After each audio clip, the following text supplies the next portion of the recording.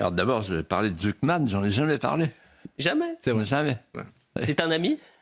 Non, non, mais c'est un ami du service public. Ah, ça, C'est beaucoup plus fort pour lui. il a peut-être une place dans le parking. En fait, vous vous souvenez pas de Chirac qui disait que quand je mets la télé, je mets la 2, j'ai 2 Hamel, je mets la 1, j'ai 2 Hamel. Vous vous souvenez, il y avait les 2 frères. Et là, en fait, quand je mets France Info, j'ai Zuckman.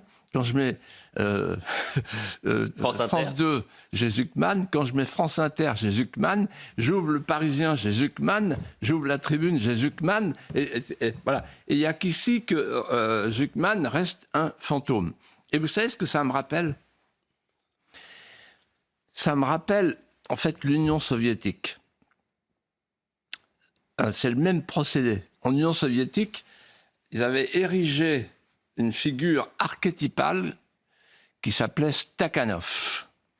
Et donc, tous les travailleurs des kolkhozes et des sovkhozes étaient appelés à imiter Stakhanov, qui incarnait l'idée du travail. Et Stakhanov avait une mission, c'était de poursuivre de sa vindicte, grâce à son travail et à son énergie, les koulaks, c'est-à-dire les riches. Et donc, en fait, imiter Stakhanov, disait-on à tous les soviétiques, imiter Stakhanov parce qu'il travaille 2 fois plus que tout le monde et en plus de ça, il poursuit les riches. Voilà, on a Zuckman, le nouveau Stakhanov de la gauche française. Et alors, en fait, Zuckman, c'est un principe très simple d'anti-économie. Une fois qu'il n'y aura plus de riches, il n'y aura plus de pauvres. C'est exactement l'inverse. Le jour où il n'y a plus de riches, il y a que des pauvres. Bon. Et tout simplement parce que une économie, c'est une atmosphère. C'est une atmosphère tournée vers la valeur ajoutée, vers la liberté de créer, vers la liberté d'entreprendre, vers la liberté des créateurs. Si les créateurs ont le sentiment qui sont poursuivis par l'État, qui sont traqués par le fisc, alors ils retiennent leurs investissements. Et aujourd'hui, ils font mieux que ça. Ils vont au Portugal, ils vont en Italie, ils vont au Maroc, ou naturellement aux États-Unis.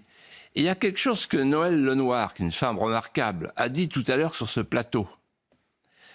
Elle a dit on feint d'ignorer l'accord qui a eu lieu cet été entre Trump et von der Leyen. Et au terme de cet accord, les Européens se sont engagés à investir 750 milliards d'euros aux États-Unis. C'est-à-dire que les Européens, les entreprises européennes sont obligées d'aller investir aux États-Unis.